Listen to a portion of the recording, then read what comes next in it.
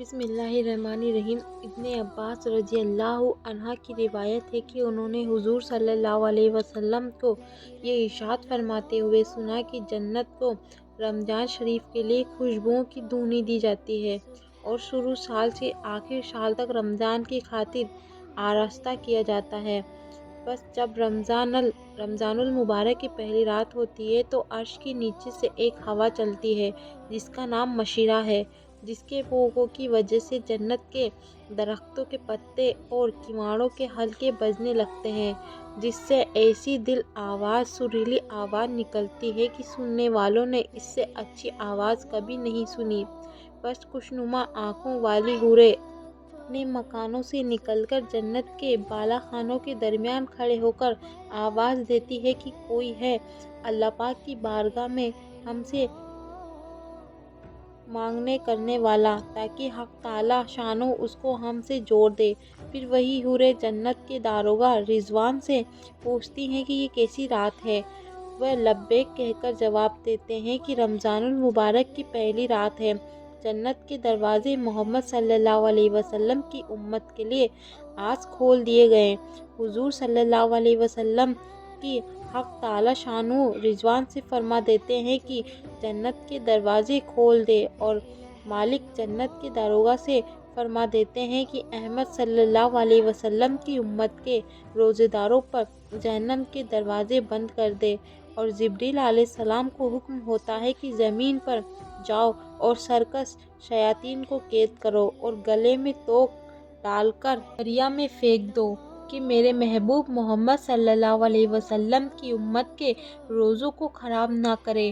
نبی کریم صلی اللہ علیہ وسلم نے یہ بھی ارشاد فرمایا ہے کہ حق تعالیٰ شانہ رمضان کی ہر رات میں ایک منادی کو حکم فرماتے ہیں کہ 3 مرتبہ آواز دے کہ ہے کوئی مانگنے والا جس کو میں عطا کروں، ہے کوئی توبہ کرنے والا کہ میں اس کی توبہ قبول کروں، کوئی ہے مغفرت چاہنے والا کہ میں اس کی مغفرت کروں، کوئی ہے جو غنی کو قرض دے، ایسا غنی جو نادار یعنی غریب نہیں، ایسا پورا ادا کرنے والا جو ذرا بھی کمی نہیں کرتا۔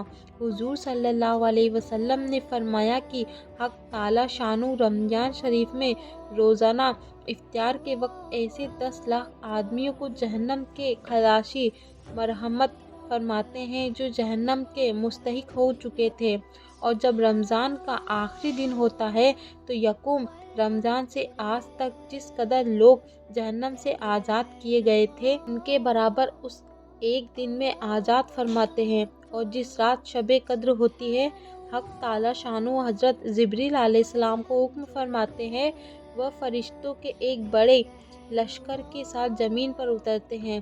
ان کے ساتھ ایک سبز جھنڈا ہوتا ہے جس کو کعبے کے اوپر کھڑا کرتے ہیں، اور حضرت جبریل علیہ السلام کے 100 بازو ہیں جن میں سے 2 بازو کو صرف اسی رات میں کھولتے ہیں، جن کو مشرق سے مغرب تک پھیلا دیتے ہیں۔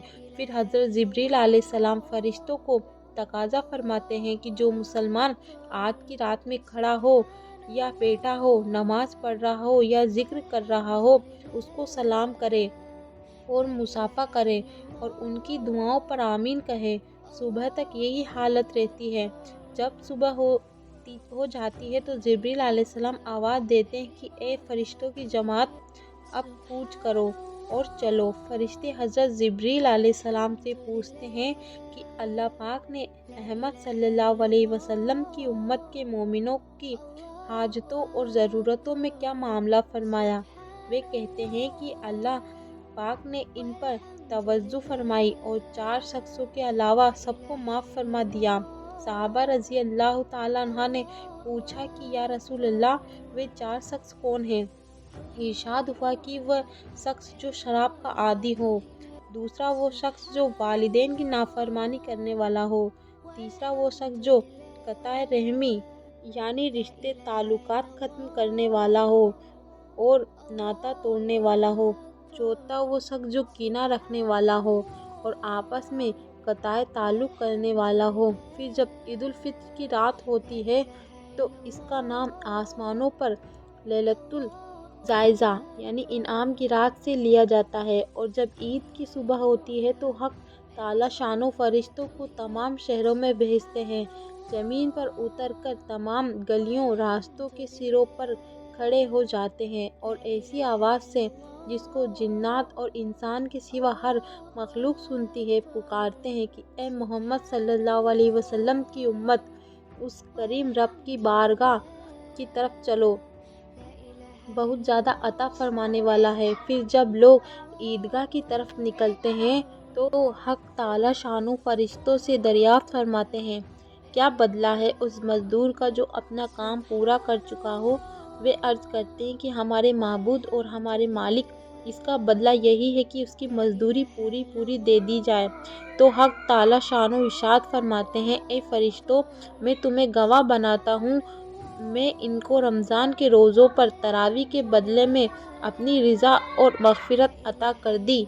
और बंदों से खिताब फरमाकर इरशाद होता है कि मेरे बंदों, मुझसे मांगो, मेरी इज़्ज़त की कसम, मेरे जलाल की कसम, आज के दिन अपने इस इज्तिमा में मुझसे अपनी आखिरत के बारे में जो सवाल करोगे अता करूँगा, और दुनिया के बारे में जो सवाल करोगे उसमें तुम्हारी मसलहत पर नज़र करूँगा। मेरी इज़्ज़त की कसम कि जब तक तुम मेरा ख्याल रखोगे मैं तुम्हारी लग़ज़शों पर सतारी करता रहूँगा और उनको छिपाता रहूँगा।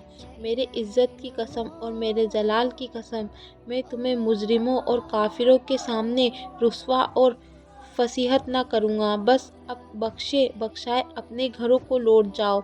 तुमने मुझे राज़ी कर दिया और मैं राज़ी हो गया। बस फरिश्ते इस अज्र व सवाब को देखकर जो इस उम्मत को इफ्तार के दिन मिलता है, खुशियाँ मनाते हैं और लिख जाते हैं और खिल जाते हैं।